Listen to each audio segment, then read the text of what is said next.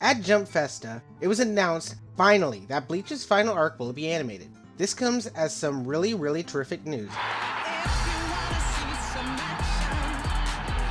especially to anyone who has watched Bleach on Adult Swim. Bleach was one of my first animes, and we couldn't pass up the opportunity to review its manga. So with that, let's jump into the first 4 volumes of the Substitute Shinigami arc.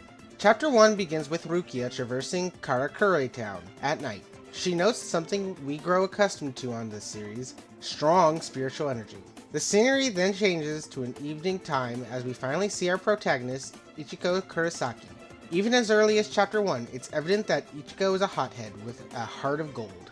We first see him beating up some local punks. At first, it seems like your typical angry protagonist picking a fight, but it's revealed that Ichiko can see ghosts, and merely wanting the locals to not disrespect the memorial of the recently deceased girl. Ichiko then heads home, which is the Kurosaki Clinic, run by his father. Ichiko's dad is somewhat dramatic. In fact, his dad kicks him in the face and calls him a delinquent. As they comedically argue in the background, we are introduced to Ichiko's sisters, Karen and Yuzu. Like Ichiko, Karen and Yuzu are also able to see ghosts. However, Yuzu only sees them as blurry shapes. After the bout with his father, Ichiko leaves for bed. While in his room, he notices a black swallowtail butterfly. This particular butterfly then transforms into none other than Rukia. Ichiko kicks her and calls her a burglar.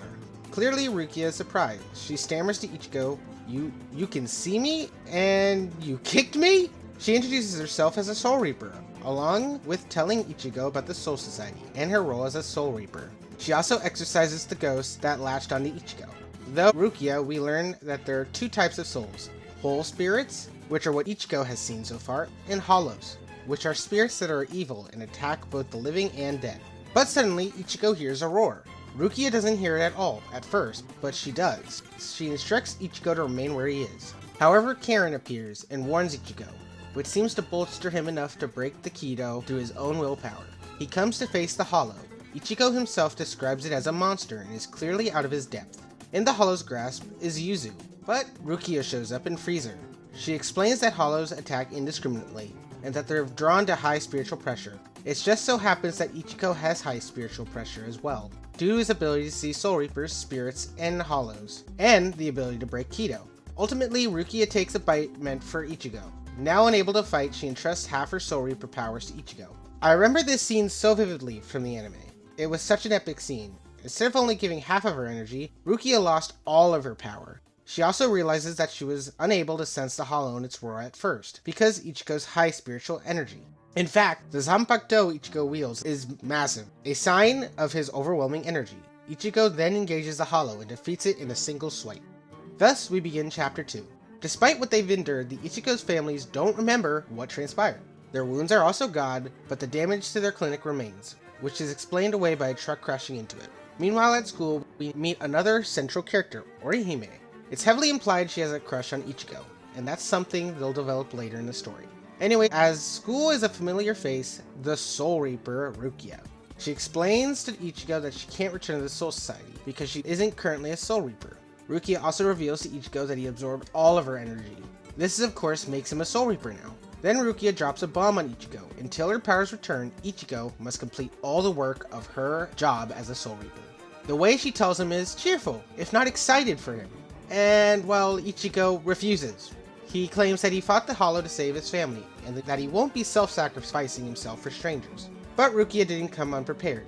She forces Ichigo's soul out and leads him to the park. This is where she explains where the Hollow will arrive. Then the Hollow does arrive, going after a child ghost that is inhabiting the park. Immediately, Ichigo wants to spring into action to save the child ghost. And regardless of the fact that they're a stranger, Rukia tells him not to help. If he doesn't take up her job, then saving the child right here, right now, will evidently mean nothing, as another Hollow will come and eat the child's soul. The speech she delivers is harsh, but inspiring. Ichigo manages to exorcise the Hollow, and then explains he'll accept the responsibilities of a Soul Reaper. However, he explains it isn't because he's self-sacrificing, or believes in the greater good, or anything of that sort. He only wants to repay the debt he owes Rukia. Like in Chapter 2, Chapter 3 starts off with more of a slice of life scenes. Ichigo finishes his training and comes across Rukia reading a horror comic for study. Honestly, this instance just goes to show Rukia has another side of her than being very serious. While they bicker, Orihime grates them. There's a short conversation over her clumsiness, which has led to her repeatedly being run over recently. Rukia notices a rather large bruise on Orihime's leg, which Orihime says hurts more than her arm. As Orihime leaves, it's clear Rukia is thinking about the bruise. In fact, she asks Ichigo about Orihime. Ichigo then explains how he met her, noticing that she had an older brother who died in a car accident. Later on, Rukia receives a hollow notification. Oddly enough, the location of the hollow appears right next to the Kurosaki Clinic. Again, a massive hollow materializes in Ichigo's room.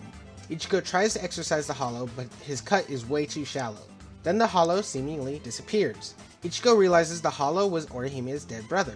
This forces Rukia to acknowledge that hollows were once living people, and we see Orihime's teddy bear receiving an ominous and foreboding slash. Perhaps it's nostalgia talking, but even in the first arc, it's noticeable how much emotion comes into play. It's true Rukia saves Ichigo because that is what a Soul Reaper does, but she doesn't have to almost sacrifice herself. She clearly acts on a particular emotion. Speaking of emotion, in Chapter 4, Ichigo immediately in shock and perhaps even anguish that hollows used to be people. Meanwhile, Orihime is having dinner with Tatsuki. It's cute to see Orihime daydream about Ichigo, and to see the dynamic between Tatsuki and Orihime. However, trouble is brewing. En route to Orihime's house, Rukia explains that hollows will go to their families first, before randomly devouring others. Not only this, but hollows don't eat souls because they're hungry, but because it eases their pain.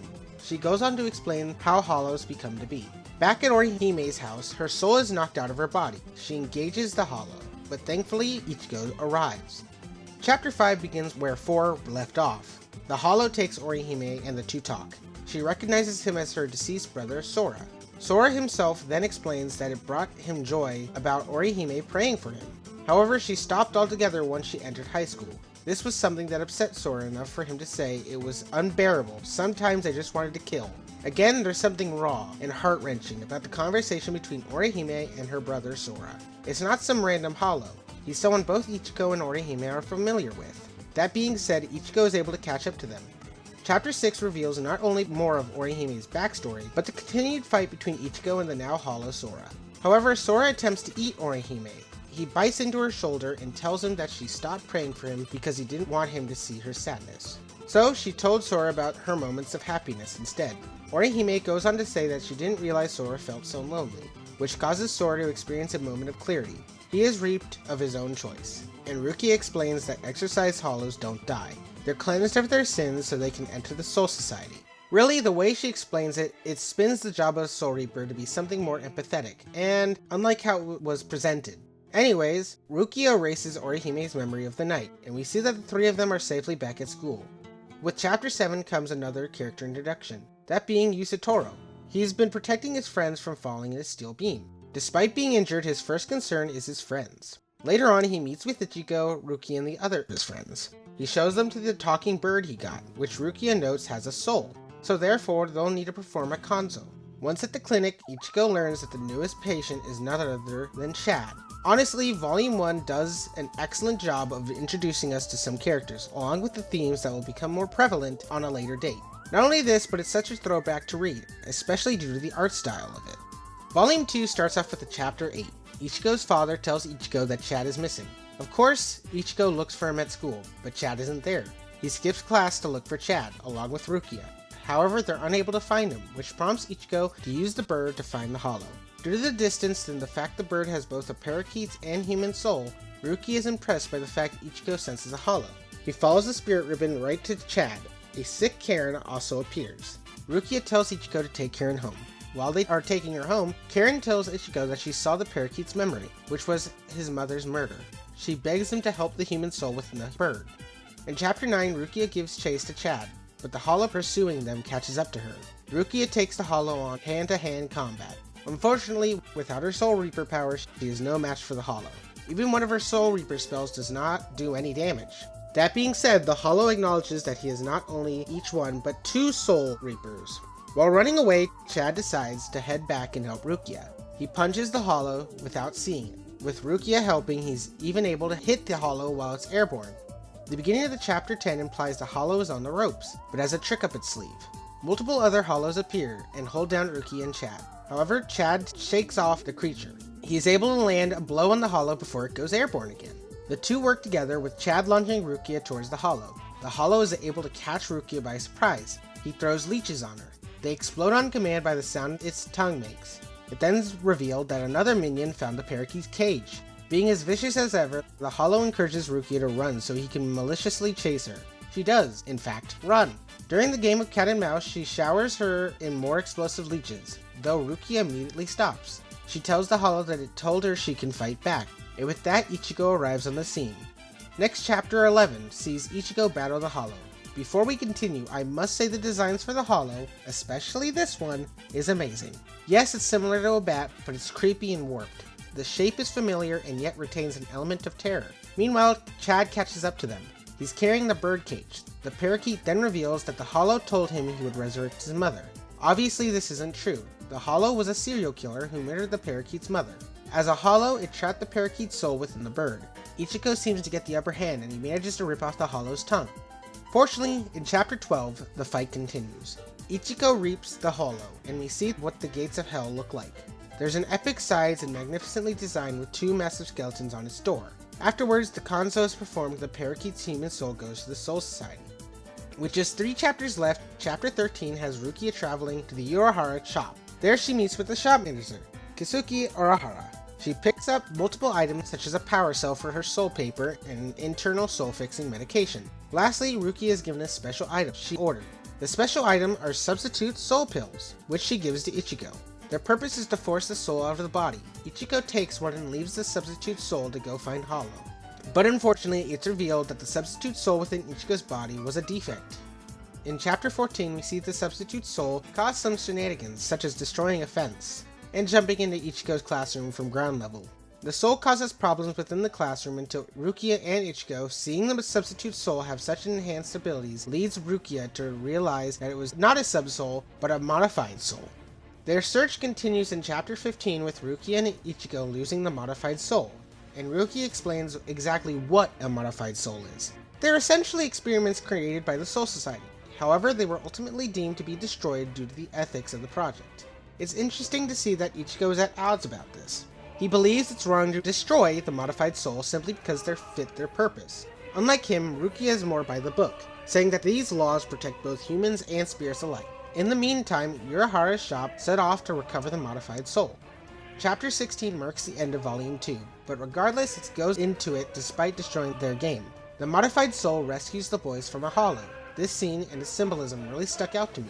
The schoolyard boys are seen playing a game in which the characters are seen as disposable, just like the modified soul. In fact, that's why he ruins their game to begin with, but in spite of that, he protects them. It's a moment that shows his synthetic soul does, indeed, have a moral compass. Anyways, Ichigo and Rukia arrive. Ichigo chastises the soul for messing up his body and clothes. The mod soul defeats the hollow, albeit almost falling to his death. Ichigo calls them out for this, but he notices the mod soul did that to avoid crushing passerby ants. The modified soul then explains that the day after it was created was the day the mod souls were going to be destroyed.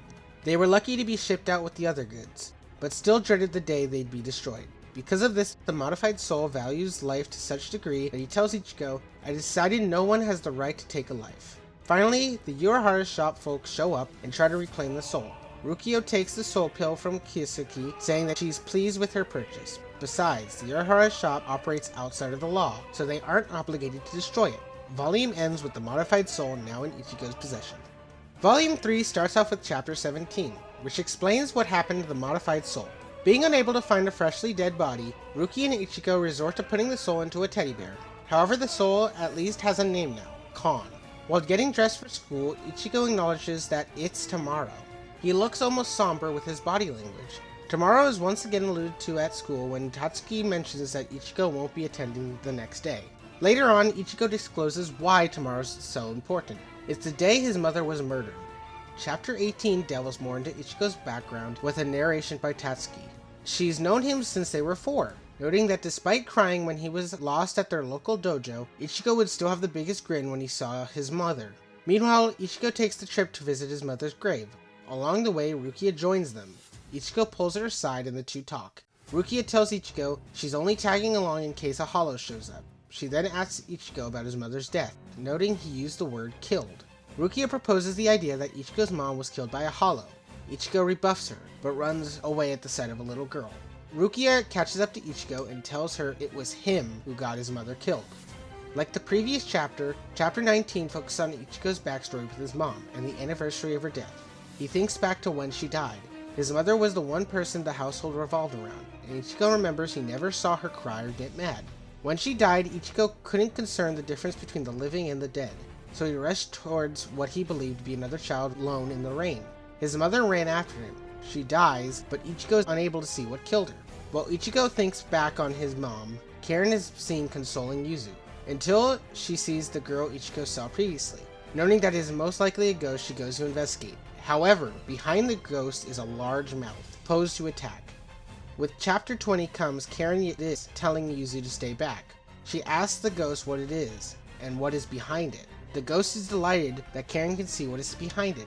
While this tension showdown happens, both Rukia and Ichigo senses the nearby hollow. The hollow attacks both sisters, as it says it only wants to eat the ghost. But then Ichigo shows up in a full Soul Reaper gear. He saves his sisters and then confronts the hollow and the ghost. Chapter 21 kicks off with a reveal.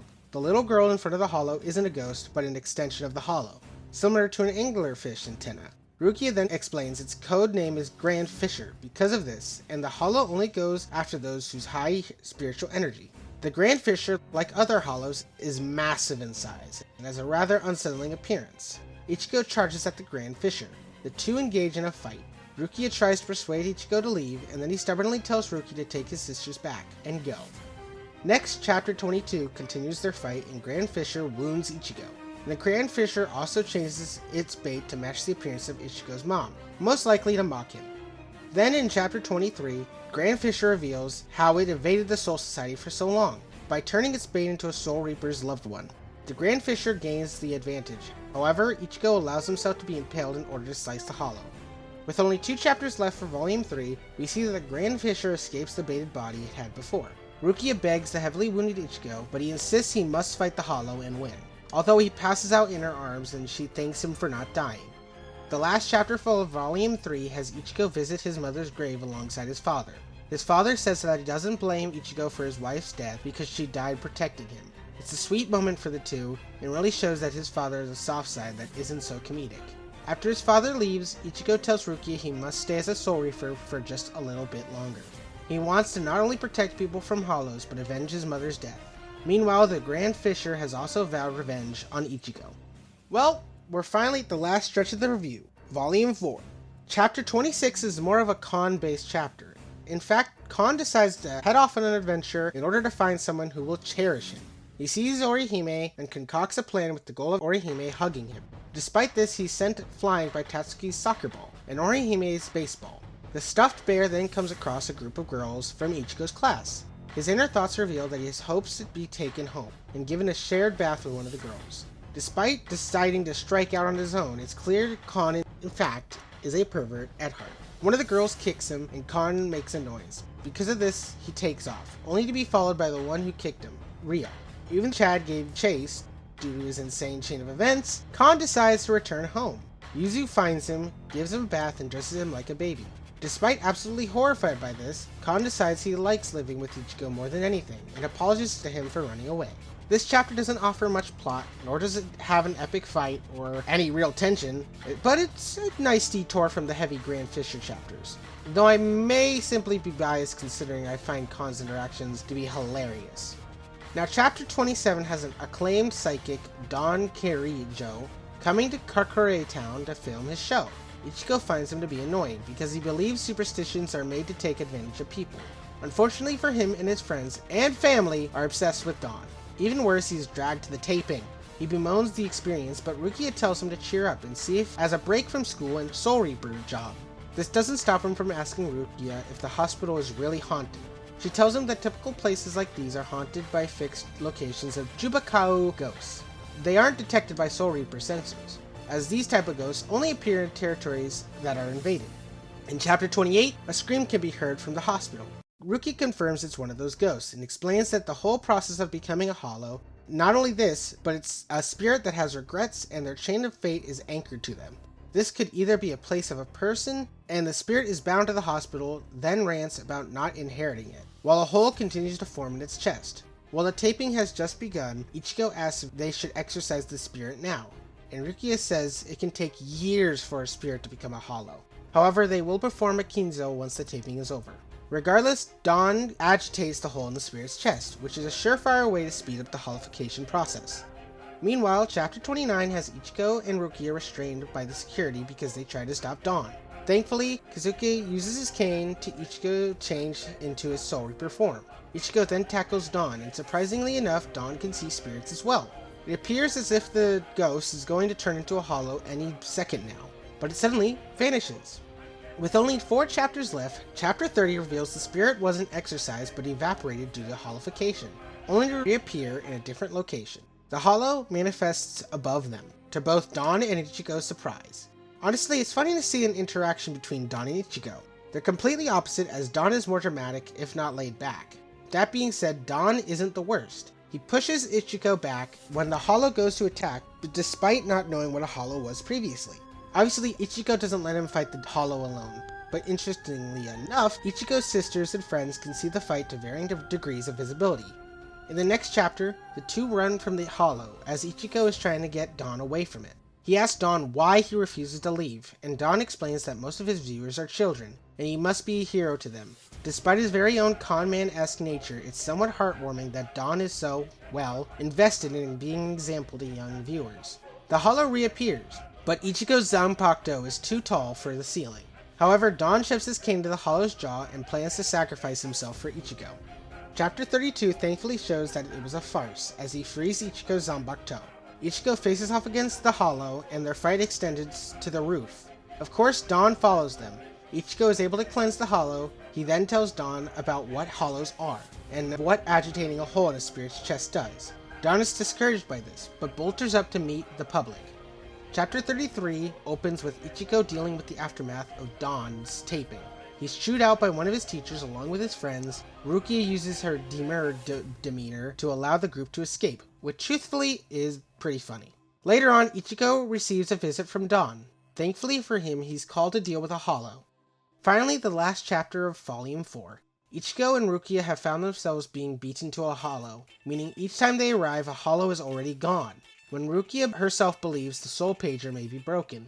While once again not finding a hollow, Rukia and Ichigo come across the Quincy Yuryu Ishida. Not only is it assumed that the Quincy's been the one dispatching hollows, but he also states that he hates Soul Reapers. Unfortunately, that's the end of the first 4 volumes, but don't worry, we'll be covering the next 5 soon, which will be fitting the end to the Bleach's first chapter and arc. As always, don't forget to leave a comment and subscribe as we bring you more animated related content. Peace.